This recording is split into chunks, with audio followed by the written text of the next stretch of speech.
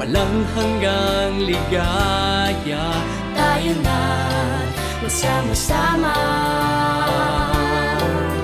The KNC Show will teach us while we grow. Sa tulong ng ating Diyos Ama, isipan ay magliliwanag na.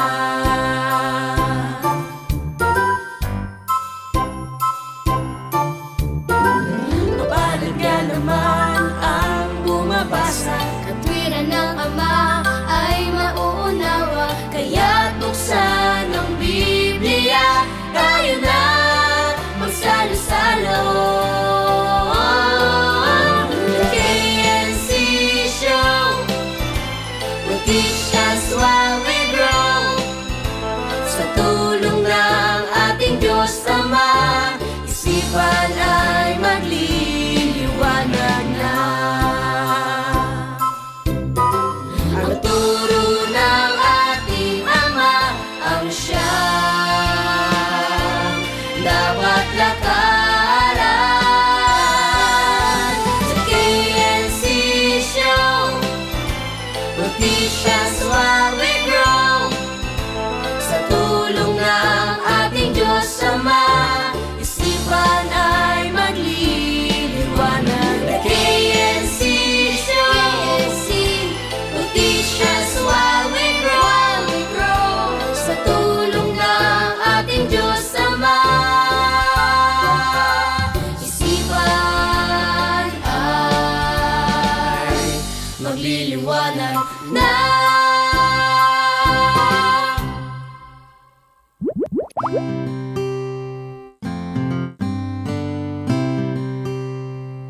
Sige na, Liana, tulungan mo na ako.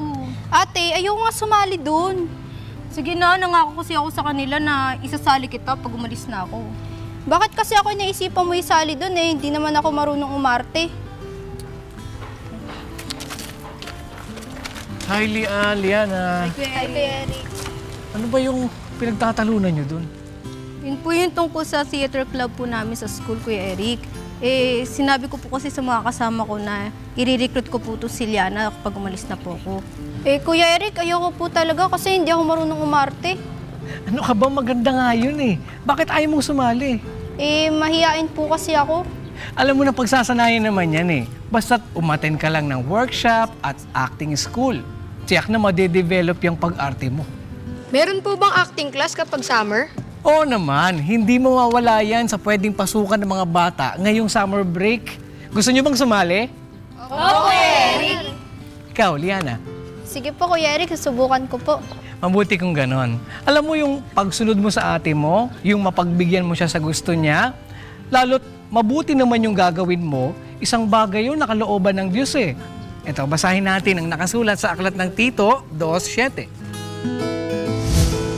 Sa lahat ng mga bagay ay magpakilala kang ikaw ay isang uliran sa mabubuting gawa at sa iyong aral ay ipakilala mo ang walang kamalian, ang kahusayan. Susunod po kami lalo na para sa mabubuting gawa. Sige po, Kuya Eric, sasali na po ako. Diyan ang ating verse of the day.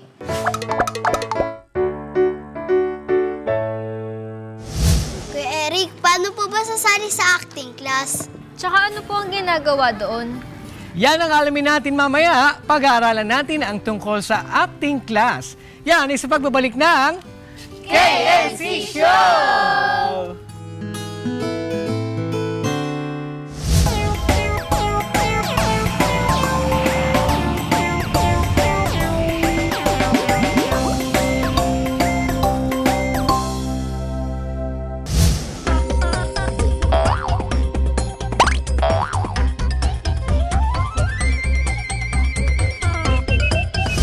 Magandang hapon mga bata!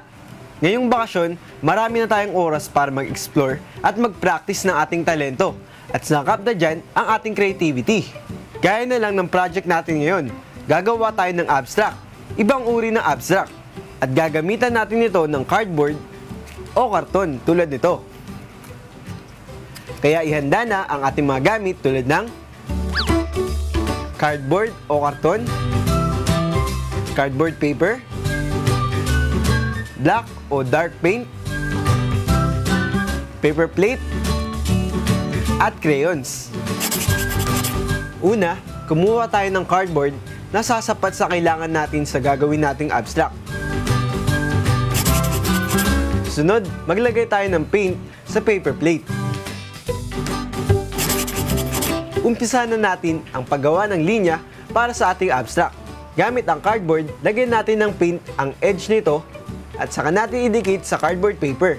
Makikita natin na ang mga butas ng cardboard ay makakagawa ng karagdagang design para sa mga linya. Gawin natin ito ng paulit-ulit sa pamamagitan ng paglalagay ng linya sa iba't ibang direksyon. Diinan ito sa pagkakadikit ng cardboard paper at saka natin hilahin pa ibaba ang cardboard. Makikita natin na nagkakaroon ng effect ang ating ginagawang linya. Kapag sapat na ang mga linyang nagawa natin gamit ang cardboard, maaari na natin itong kulayan gamit ang crayons.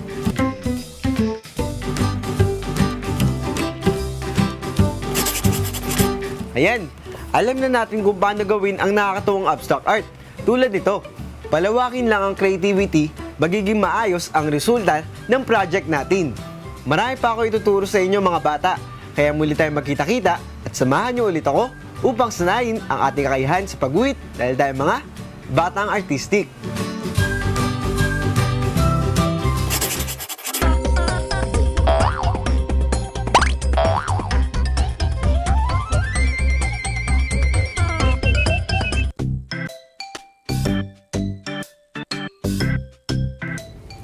Hello mga bata! Narito tayo ngayon sa Kids Lab!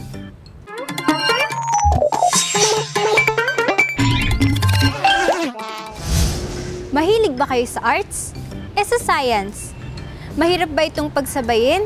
Siguro marami sa atin ang nahihirapan, pero meron din namang interesado na pag-aralan ito ng sabay. Sa araw na ito, pag-aaralan naman natin ang iba't ibang projects na pinagsama ang arts and science. Unahin na natin ang tungkol sa isang Chinese artist na gumawa ng kakaibang sculpture.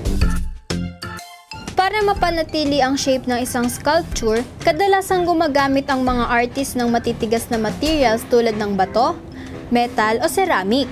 Pero si Li Hongbo ay gumamit ng isang di karaniwang material. At yan ay ang papel. Sa unang tingin, may isip natin na ang kanyang nilikha ay gawa sa ceramic. Pero kapag ito ay kanyang hinila at ginalaw, humahaba, naghihiwalay, nagtitwist at bumabalik sa dati nitong hugis at laki. Paano niya kaya nagamit ang papel sa sculpture? Ang bawat sculpture ay binubuo ng 7,000 to 8,000 layered papers. Maraming figure na ginawa si Hongbo. At anuman ang figure na gawin niya, nag-iiwan ito ng malaking sorpresa sa lahat na nagpupunta dito. Mahaba ang proseso bago makagawa ng isang paper sculpture. Mula sa pagdidikit-dikit ng mga papel hanggang sa paghulma at paglilinis ng sculpture, matyaga itong ginagawa ni Li Hongbo. Li Hongbo's artwork showed flexibility, resilience, and strength of the paper material, at ang kanyang magaling na craftsmanship.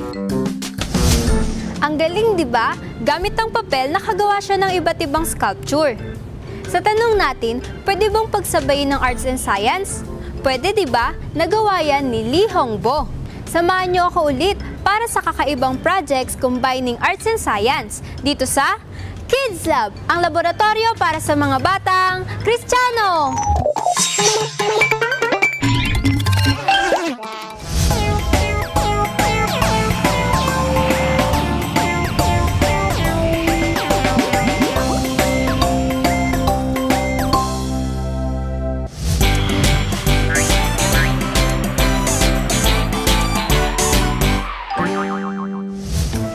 Hello mga bata! Talagang bakasyon na, di ba? Pero kahit bakasyon na, sumali pa din tayo sa mga activity na mag-e-enjoy tayo at the same time, matututo pa tayo. Gaya na lang nung natutunan natin nung mga nakaraan sa dancing and voice creativity. At ngayon naman ay ang acting lesson. Ano ba ang nakapaloob dito para matuto tayong umarte? Yan ang aalamin natin ngayon, kids! Sa pag-arte pala ay marami tayong dapat malaman, mga do's and don'ts na dapat nating tandaan. Kaya kids, ihanda na ang inyong pakinig ha! Pag-aaralan natin ang iba't ibang bagay na may kinalaman sa pag-arte. Kaya samahan niyo kami ha! Magandang hapon po, Kuya Jan. Magandang hapon, Bensi. Para saan po ang pag-aaral ng theater arts? Maraming pwedeng gamitin ng pag-aaral ng theater, no? Siguro una, para matuto tayong umarte, para sa stage. Pangalawa, kasama na rin kasi sa theater, lalo na dito sa PETA. Bukod sa pag-arte, nagtuturo din kami ng sayaw, ng pagkanta, ng visual arts, ng creative writing. So yun, so halos lahat ng yung matututunan mo pag nag-aral ka ng theater. At saka, bukod sa pag-aaral ng mga bagay na yon, siguro kasama rin doon, mabibuild yung confidence mo, matututo kang makipaghalubilo sa mga tao, so magiging confident ka sa pagharap sa kanila, pakikipag-usap. So marami talagang pwedeng maging benefits yung pag-aaral ng theater. Saan po namin ito maaaring magamit? Siguro, una, pwede mong magamit sa school. Kasi di ba sa school, minsan may mga performances ka, or kahit sa school, minsan kailangan pag sa classroom, may mga school play ka, or mga skit na kailangan mong gawin. So, yung mga estudyante namin dito sa PETA, minsan sinasabi nila na ang laki ding tulong yun pagdating sa school, or pagsagot sa mga questions, lalo na pag-recitation. Di ba, minsan yung iba, nahihiya silang sumagot, or natatakot silang sumagot sa harapan ng mga kaklase nila. So, siguro nakakatulong yun na matuto ka ng theater sa pag-boost ng confidence mo. Also, magagamit mo din siya sa buhay. Diba? So, yung pagiging creative, yung pag-aaral ng teatro, napakalaki din ng maibibigay nito sa buhay mo, lalo na bata. So, pagka malawak yung imagination mo, diba, mas marami kang bagay na may isip, mas marami kang bagay na pwedeng gawin, dahil nga mas creative at mas expressive ka. At yung theater, pwede niyang ibigay sa'yo yun. Maraming salamat po, Kuya Jan. Maraming salamat din, Bensi. Marami din palang naitutulong ang ganitong workshop to enhance our skills. Kaya gusto ko talagang sumali sa mga ganitong summer activity. Hindi man madali, nakakatulong naman itong mag-improve tayo. At salamat sa Diyos sa mga ganitong talento. Ang pagiging active sa mga ganitong summer workshop ay makakatulong para ma-develop ang ating personalidad. At kung saan man tayo maging effective sa mga talent na bigay sa atin ng Diyos, i-practice at ingatan natin ito. Next week ulit mga bata, mag-aral pa tayo ng iba pang bagay na maaari nating magawa this summer dito sa Bensi Vivo!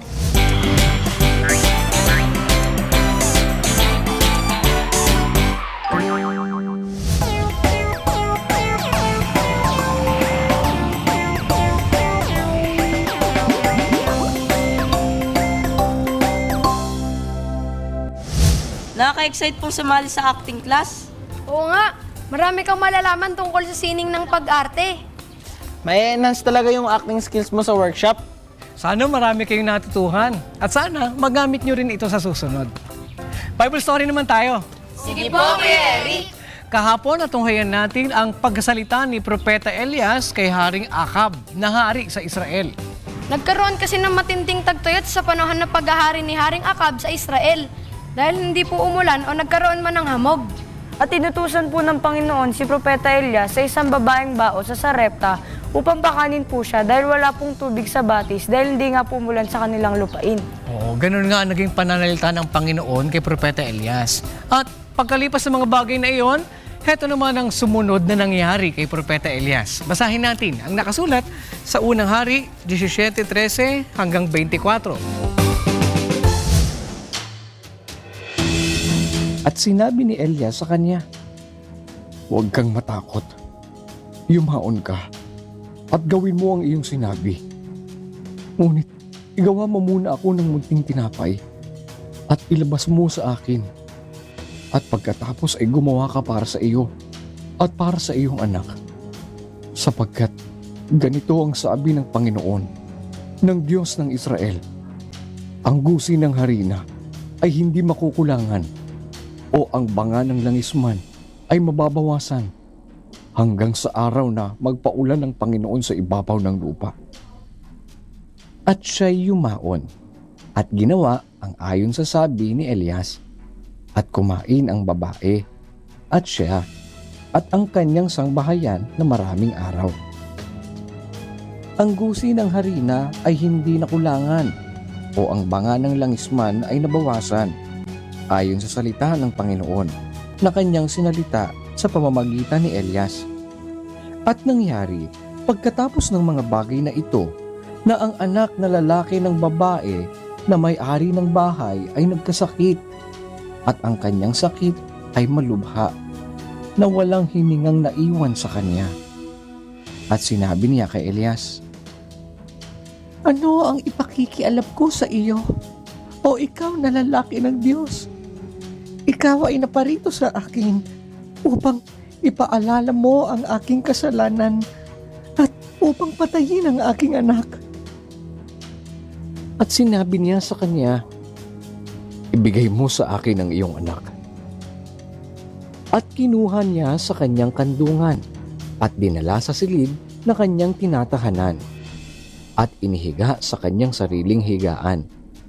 At siya'y dumaing sa Panginoon at nagsabi, "O Panginoon kong Diyos, dinalhan mo rin ba ng kasamaan ng bao na aking kinatutuluyan sa pagpatay sa kanyang anak?"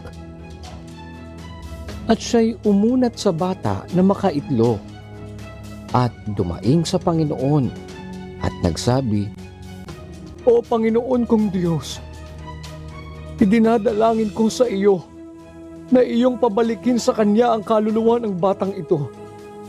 At dininig ng Panginoon ang tinig ni Elias at ang kaluluwa ng bata ay bumalik sa kanya at siya'y muling nabuhay.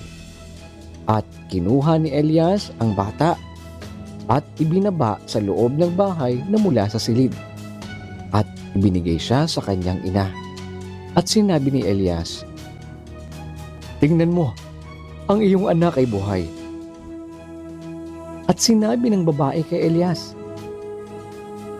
"Ngayon nalalaman ko na ikaw ay lalaki ng Diyos at ang salita ng Panginoon sa iyong bibig ay katotohanan." Ang galing naman, naging kasangkapan po pala ng Panginoon si Propeta Elias sa isang babaeng bao sa Sarepta.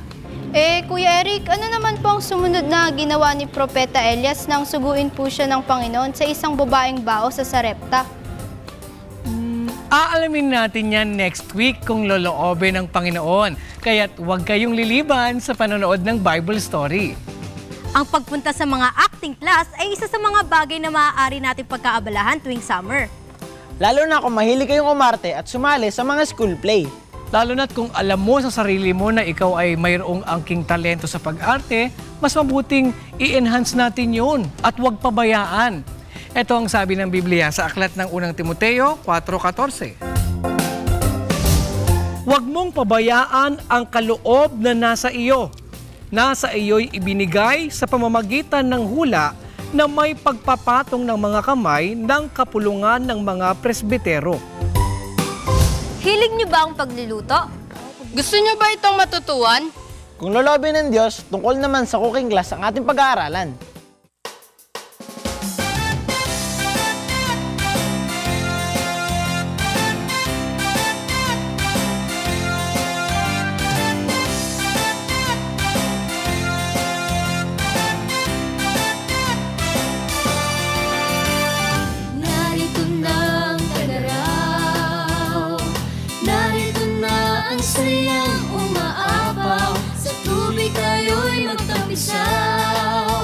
Kasabay ng awitin natin at pagsayaw. Masaya't masigla pa tayo sama-sama. Langit ay may ngiti. Halina't yakapin ang simoy ng hangin ng nagaraw, ng nagaraw. Iwanan mo na ang Mumbai, ipagpasalamat ang buhay. Sa amin ika'y sumabay, na ito na ang ating hinihintay. Masaya't masigla pa tayo sama-sama. Langit ay may ngiti. Halina't yakapin ang simoy ng hangin ng tagaraw, ng tagaraw. Bawat pagkakataon, bigay ng Panginoon. gawin ang mabuti ngayon. Tagaraw, tagaraw. Masaya't masigla pag tayo sama-sama, langit ay may itim. Halina't yakapin ang simoy ng hangin ng tagaraw, ng tagaraw. Masaya't masigla pag tayo sama-sama, langit ay may itim. Halina't yakapin ang simoy ng hangin ng tagaraw, ng tagaraw. Masaya't masigla pag tayo sama-sama, langit ay may itim. Halina't yakapin ang simoy ng hangin ng tagaraw, ng tagaraw.